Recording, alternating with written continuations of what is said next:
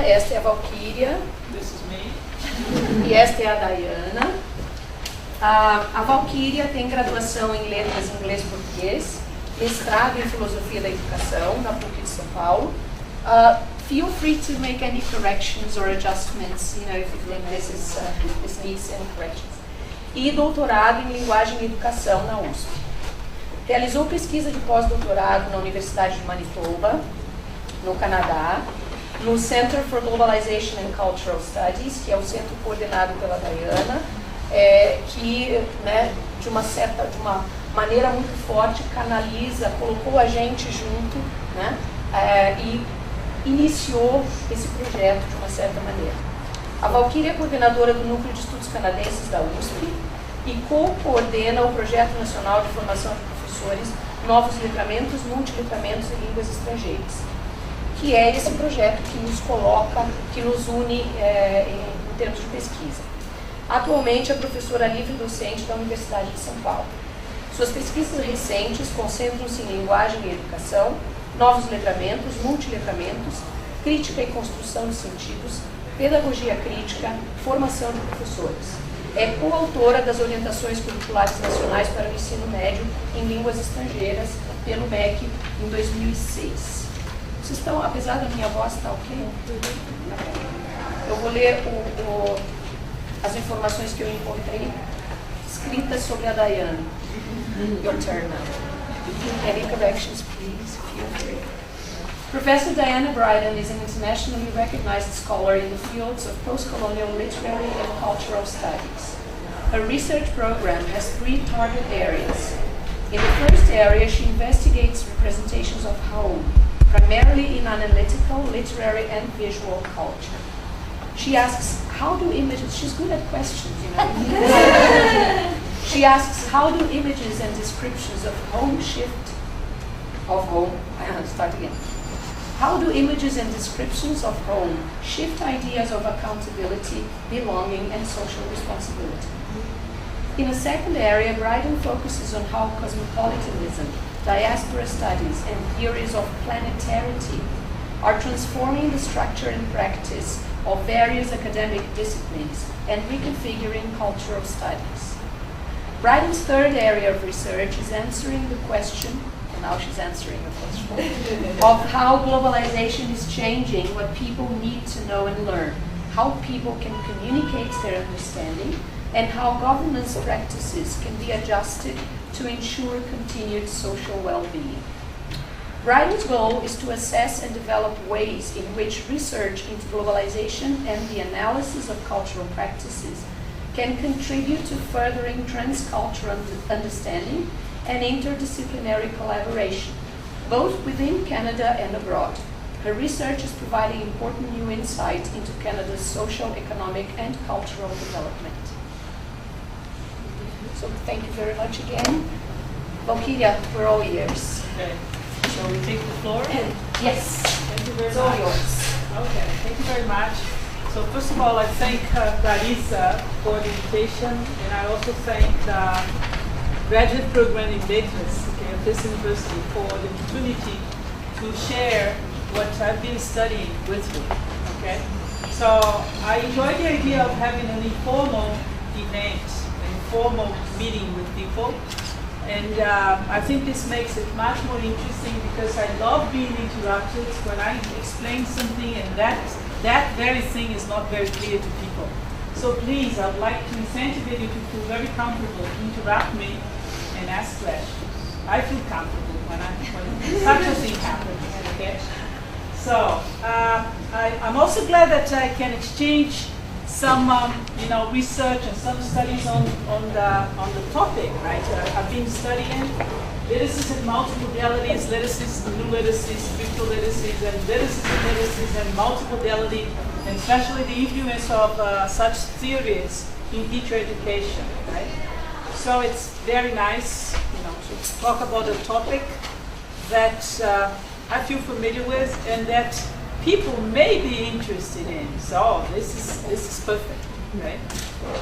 So I hope you do. I hope you get interested in the content, and this is the reason why I expected to see interaction and interruption.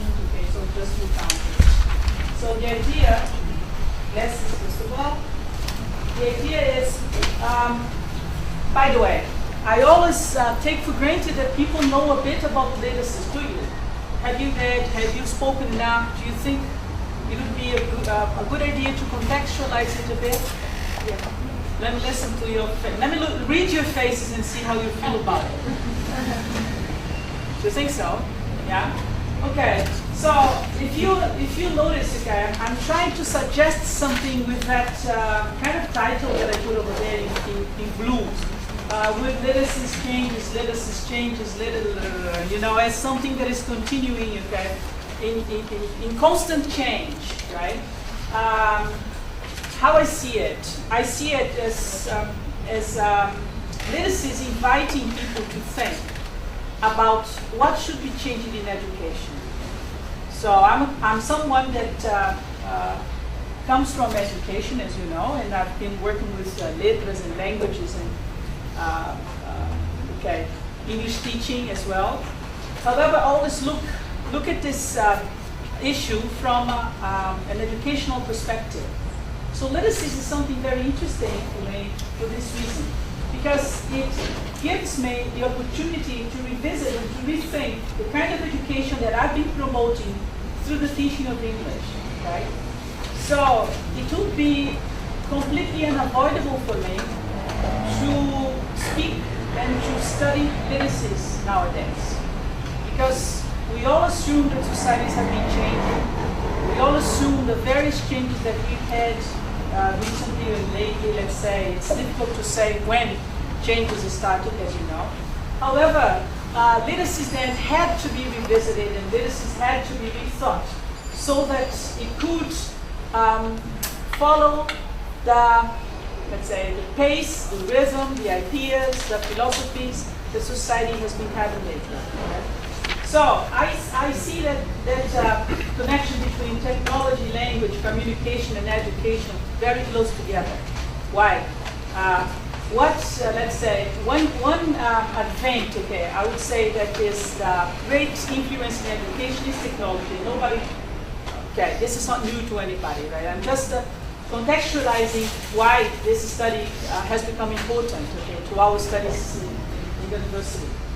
So technology would be the very beginning, the spring for changes that we see in education nowadays. So that would then start changing concepts of language, of communication, and then consequently in education.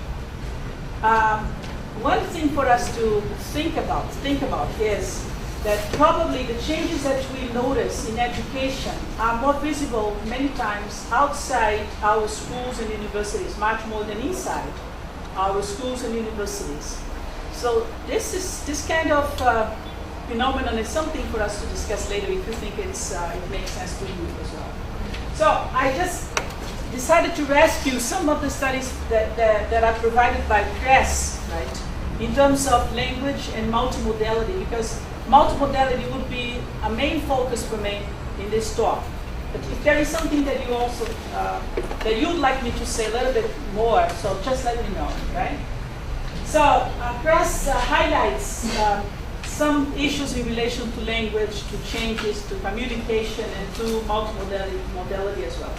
So he says, the effect of this revolution has been to dislodge written language from the centrality which it has held, or which has been ascribed to it in public communication. So I think this is important for us to think, because so far, according to what I've researched in various universities in Brazil, language still has had the focus on oral language and written language, so as in two modalities only. So although we find that oral and written communication is important, written communication has enormously had, let's say, more relevance in the academic area especially, right?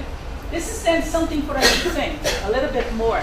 So is this coherent to what language has been in society, or to what communication has been like in society, right?